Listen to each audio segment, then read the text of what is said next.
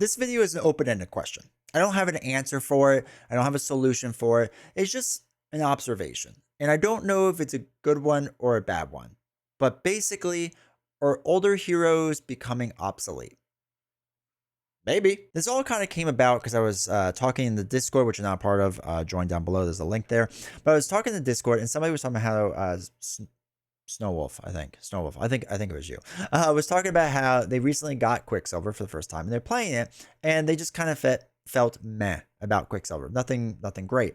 And Quicksilver's whole thing when he first came out was the whole after you use one of his basic powers, you ready him up. And what's kind of cool with him is that you basically do a bunch of always be runnings, and you have to build him out and then use always be runnings, right? So can these go back? Yeah, okay. So, for example, if you get, friction resistance was also a really good card too, but you get hyper perception, which gives him +1 thwart. You do the see now thing, which is +1 attack, right? I think there's one that gives him +1 defense too. Yeah, accelerate reflexes, and then he's like a 2/2/2 hero and does all the stuff. And then if you add it on top of maximum velocity, like it's a really cool thing and whatever. But there is like this build out thing you gotta do. And he was kind of like, oh yeah, it's fine, but like it's just like a lot of work.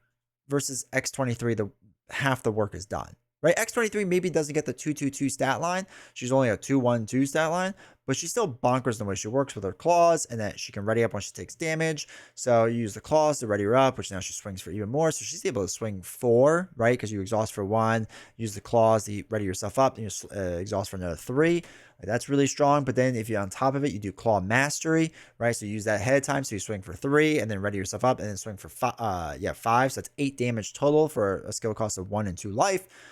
She can swing for a lot. Is she just a better version of Quicksilver? Now, I know a lot of people are just going to say, well, she's different the way she works with her damage and her healing and all that.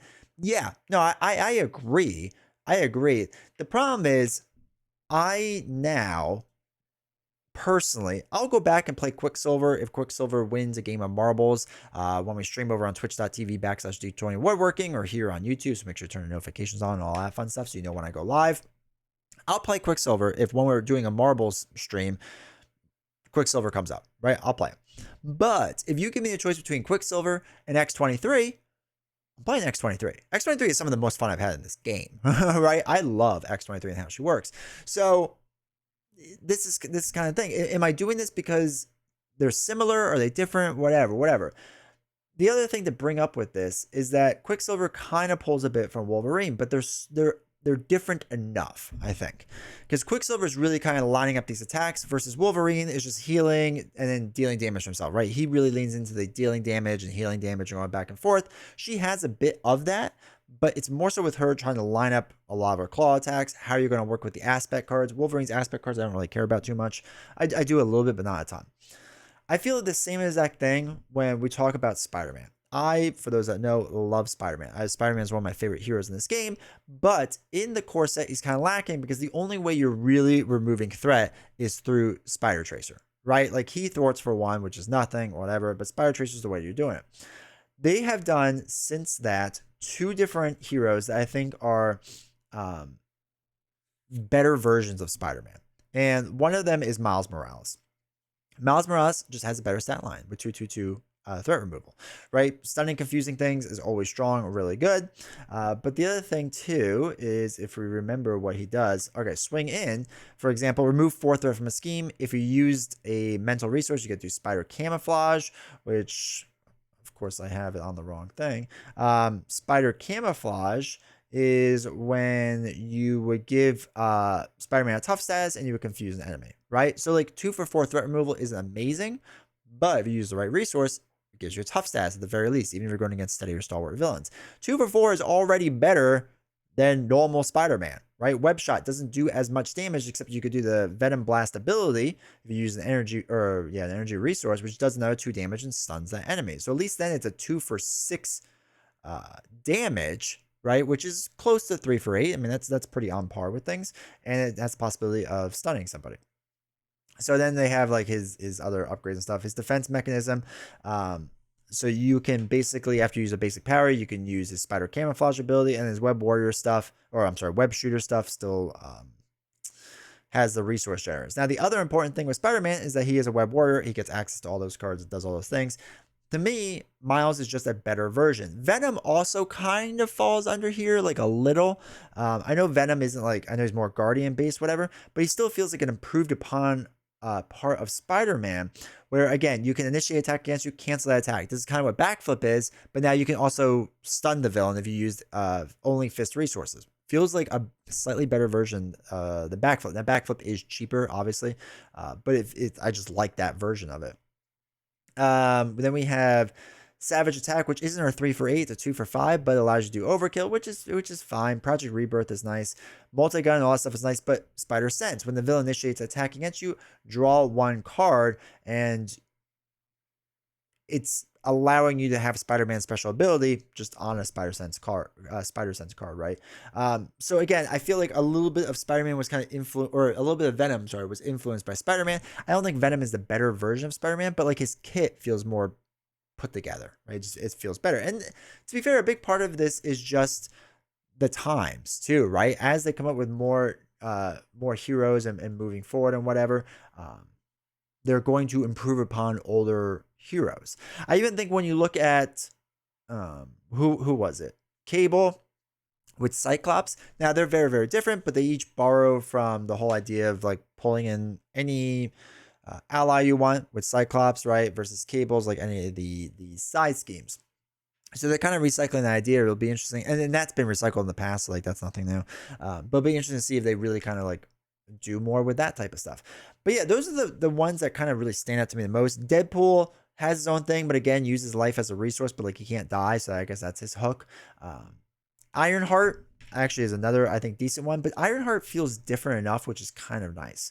So if you compare this to Iron Man, right, where Iron Man starts with 1 hand size, oops, there it is, 1 hand size, but it can get up to 7 with the tech upgrades, right? So there is kind of this build out process. So he has a similar feel to Ironheart, right, where they're both trying to build out, but yet it's different, right? There's enough difference here that, okay, Ironheart, you got to get the 6 progress counters, which you can get different ways, but you get them and you can go up to next Ironheart, right? You go up to next Ironheart and then you could do 2 more and then, or 6 more to get up to Ironheart stage 3, and she's a beast when she's stage 3. This is an example to me where it feels like they did roughly the same exact thing, but it feels different enough, right? So that's why I wanted to show this as well. I don't want it to just be straight like, oh, like anytime they redo it, like with Ironheart, that makes Iron Man obsolete, because that's not the case. And again, I don't want to make it sound like Quicksilver's obsolete, but I do think it's kind of a, not a weird thing, but I think it's a thing worth kind of looking at and discussing is, are we getting to the point, especially in the more, especially when we start recommending this game to other people, are we getting to the point where we start not recommending older heroes as much? Right. And I guess that's the bigger question to all of this. A lot of times on the Reddit or on the Discord or wherever, a lot of times what we see is like, hey, I just got into this game. What heroes should I get into? And people say, get the ones you're most interested in, whatever, whatever. But I do think there is something to be said that a lot of the newer heroes take some of the stuff the older heroes did and do it better, or at least different or more efficient. And this isn't always the case. Again, I don't want to make a blanket statement that all new heroes are better than old heroes. That's not the case. But I do feel like when we recommend this game to new people, like I get caught in this weird spot of, well, do I recommend the old ones because thematically they're fun, right? It's thematically fun to play as Spider-Man, like the original OG Spider-Man. I still think Miles Morales is a better version of him. And maybe people just like Miles more than Peter Parker version, which is cool. Then, you know, kill 2 birds with 1 stone there. But if you really want Peter Parker, well, you know, it's kind of weird to be like, well, I have to play Miles Morales then. And again, Miles Morales just feels like an improved upon version. It's the same with Iron Man and Ironheart. And some people may look at it as like, well, why would I get Ironheart? Because I already have Iron Man who works so well. And it's like, well, they do feel different, right? It does feel different.